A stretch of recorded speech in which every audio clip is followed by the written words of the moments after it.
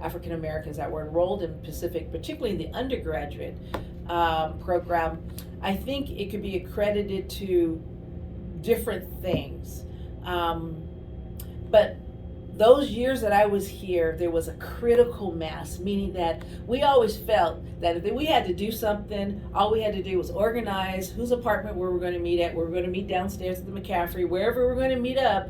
We would have a conversation, and then we would go out and say, this is what we're going to do. The years that I was here in the fraternity row, what was the name of that fraternity? Anyways, they had the audacity to put up a Confederate flag. And no one was saying anything about it, and then we had to go and bring it to the president.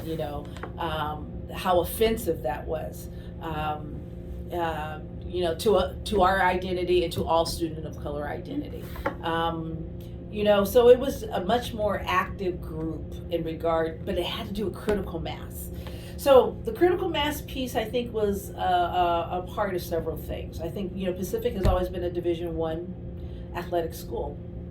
The years that I was there, Elena Odom was a women's volleyball player,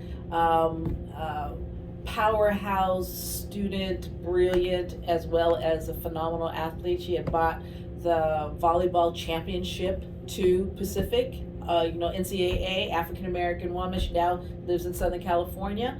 And then another young woman, her name was Kathy. She was a part of that star volleyball women's team. But these are black young women that were at the highest of their athletic performance at Pacific, taking the campus to a national level.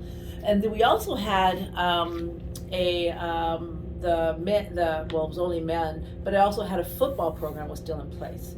Now, to be honest with you, Elaine, there was a substantial number of African American students, young men, who were also on scholarship through the football program. So, and they had come from everywhere.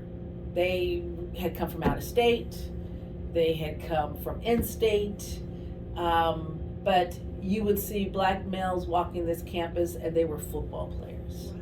So when Pacific decided to drop its athletic program, Division I football program, and if you were to go and do an analysis of the enrollment of undergraduate African Americans, you would see a direct correlation to when that program ended and a decline in the overall black student enrollment, particularly the black male student enrollment. The other thing that was also part of the critical mass was that there was a black Greek presence. And the black Greeks in Pacific were connected to the black Greeks at UC Davis, were connected to the black Greeks at UC Berkeley, were connected to the black Greeks at San Francisco State. So there would be meetups at different campuses, and so where they would come to our campus and we would go to their campus because we were regionally close enough. So there was Alpha Kappa Alpha, there was Delta Sigma Theta, and there was also Zeta something Rho, and then for the men there was Omega Psi Phi, there was the Alpha men, Alpha Phi Alpha, and there was a third one. So I think there were 6 black Greek organizations. 6 of the Divine Nine were on campus.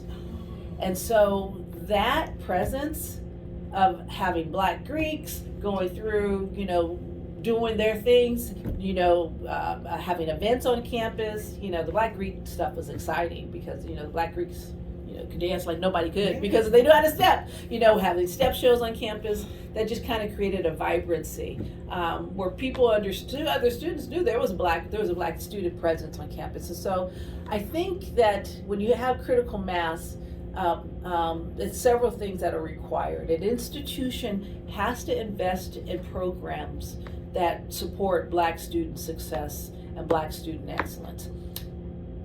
From the university perspective, from a local perspective, I believe it was the CIP program.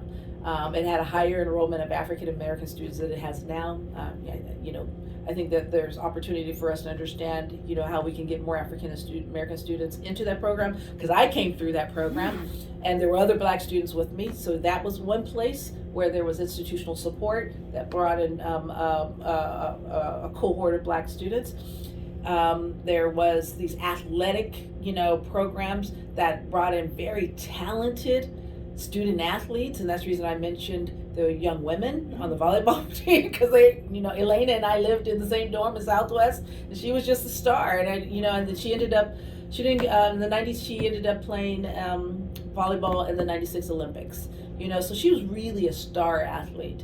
And Kathy, who came from Sacramento, she was younger than me, but they were just really star athletes. But they were attracted to Pacific because of the athletic program, but they were also great students. I mean, like really great students. And then you had all these young men, and many of them ended up going out to the business world. Now we have one of them that has returned to be on our board of regents, Brian Miller.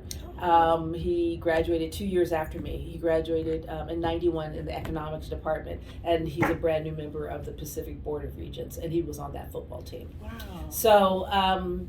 So those are some of the things I think, Yes. Community involvement program, a strong athletics program, and a robust kind of Black Greek life. Okay. And you put all those together, now you see why that Pan-African Student Alliance was so strong. Yes. Because there wasn't one kind of student. Yes. There was, you could be a Black student geek and still find your people. You could be a Black student athlete and still find your people. You could be kind of, I don't know, whatever. And everybody could find themselves. Yeah. And nobody, and literally, we knew who we're, like I said, we found out, I learned there were many ways to be Black in the world. That's so cool. So then, because there's a lesser Black presence on campus Yeah. today, how would you encourage those of us who are Black and African American to become more engaged, because there doesn't appear to be as many things happening? Well, the thing is that what I described, the institution supported it. So I do believe there's institutional accountability in this work. Okay. I am an institutional actor, so I know that institutions have accountability, because institutions can either create the environment or not. And so I have to begin there. For the students themselves, I think the students have to find each other, and we have to find ways to nurture them finding each other. Then we have to find ways to not only nurture them finding each other, but how to find their voice, or help them to be able to engage their voice in institutional contexts. What I see happening right now at Pacific, I see just kind of pockets of African Americans. I see small groups of African American athletes. It's a lot less now than there was before. I see oftentimes one or two students, African American students, that are just kind of in their majors, kind of trying to get through it by themselves. They have a lot of personal stories that's driving them to stay in it. Because when I sit down and I talk to them, okay, now there's a narrative there. That's the reason why they just continue to persist, because they don't really have a support system around them. But they may have, obviously, they have family and things of that. But I'm talking about the type that I'm referring to. So it takes a lot for an individual to do that, and it's lonely to do that too. And so one of the things that I will say is that this project is an important project, but anytime I find a Black student, I always try to make sure that I introduce them to someone else. And another thing is that, because I believe in solidarity, I believe that collectivism and solidarity has always moved people of color forward. You look at 66, 67, 68, 69, you look in the ways in which the African American, and particularly the Asian American, and then the Latinx communities, as well as indigenous communities, but you saw how they moved together in what was kind of the third world. That's what it was called at that time, but it was a movement that was really important in the 60s, and it really, a lot of that work, was grounded here in the Bay Area. Actually, Oakland was like the ground zero. It was really the movement making city, and then Stockton was not that far away from it. I really believe that there's power in Black and brown communities engaging together, you know, and I use that kind of loosely, meaning that Black and brown is anybody that sees and identifies with that. But I believe in the collectivism of those groups moving forward. So right now there is actually a young woman came to see me recently, and she said, you know, Dr. Wardell, we started a new Black and Brown Student Alliance. I said, really? And I said, who just got me? She says, anybody that feels that they're part of that group. Because she says, we feel like there's so few of us that we have to band together in order to have voice. And I said, you're doing exactly what your foremothers and your forefathers have done. I said, that's exactly what you need to do. And there's nothing wrong with, you know, when students go in and find identity with people who are have like, ethnic, racial, and other cultural experiences. And there's power when you do that in solidarity. That's right. You know, so it's not an either or. No. Identity identity and coalition building has never been an either or. It's always been a both and.